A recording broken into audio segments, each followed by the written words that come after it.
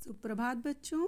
आज हम लोग पढ़ेंगे चैप्टर 13 शब्द भंडार वोकैब पोर्शन। ठीक है, देखिए सबसे पहले हम पढ़ेंगे पर्यायवाची शब्द। कुछ शब्द ऐसे होते हैं जो समान अर्थ प्रकट करते हैं। ऐसे शब्दों को समानार्थी शब्द या पर्यायवाची शब्द कहते हैं। अब आपकी बुक में देखिए कुछ पर्यायवाची शब्द दिए हुए हैं, जैसे आग, आग का है अनिल, अनिल दिया हुआ है, अग्नि दिया हुआ है और पावक दिया है। ऐसे ही अमृत, अमृत का दिया है सोम, सुधा, पीयूष। तो इस तरह से आपके बहुत सारे इसमें पर्यायवाची शब्द दिए हुए हैं। देखिए दिन का, दिवस, वार, वासल। फूल का दिया हुआ, जैसे फूल का क्या दिया, पुष्प, सुमन, प्रसून। सूर्य का दिया है रवि, भास्कर, दिनकर।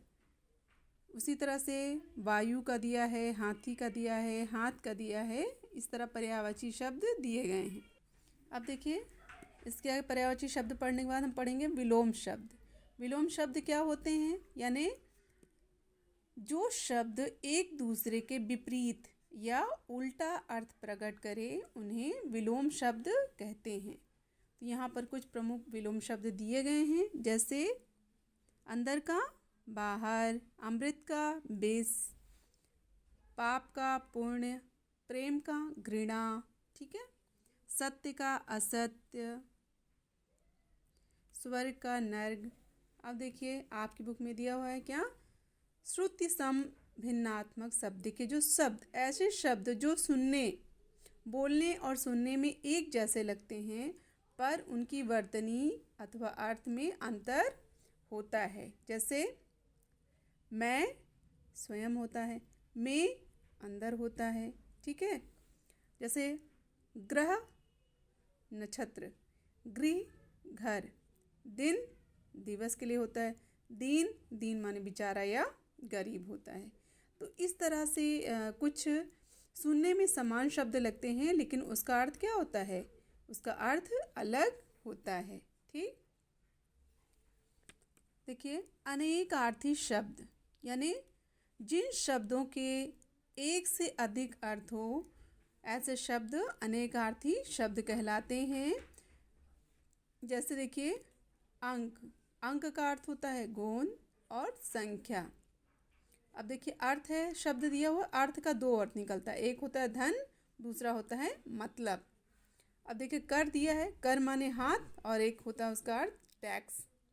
ठीक, अब देखिए फल, फल का मतलब होता है परिणाम, और खाने वाला फल, यहाँ पर दो अर्थ दिया है। ठीक, तो इस तरह से ये कुछ समान अनेकार्थी शब्द दिए हैं, जिसको आप अच्छे से देख लीजिए। सबसे लास्ट में हम लोग ये पढ़ेंगे क्या, अनेक शब्दों के लिए एक शब्द, यानी अधिक बात को कम शब्दों में प्रकट करना ही एक कला होती है। तो इससे भाषा का सौंदर्य बढ़ जाता है। ठीक है, और साथ ही रचना में कसावट आती है। तो यहाँ पर हम कुछ शब्द पढ़ेंगे, जैसे जो बोल ना सके। अब इतना बड़ा शब्द बोलने की ज़रूरत नहीं, हम बोल देंगे मूक। जैसे ही मूक बोलेंगे इससे समझ में आ जाए कि वो व्यक्ति बोल नहीं सकता है। जिसकी आयु लंबी हो, अगर हम बोल देंगे दीर्घायु, समझ में आ जाएगा कि क्या होगा, जिसकी आयु लंबी हो वही होगा दीर्घायु। ठीक, निर्धन, जिसके पास धन ना हो। अमर, जो कभी ना मरे वो होगा अमर। तो इस तरह से बहुत सारे शब्द हैं। देखिए प्रत्यक्ष क्या होगा, जो आँखों के सामने हो वो क्या होगा, प्रत्यक्ष। और देखिए जो साथ में पढ़ता हो, सहपाठी। जो गणित का ज्ञाता हो, गणितज्ञ।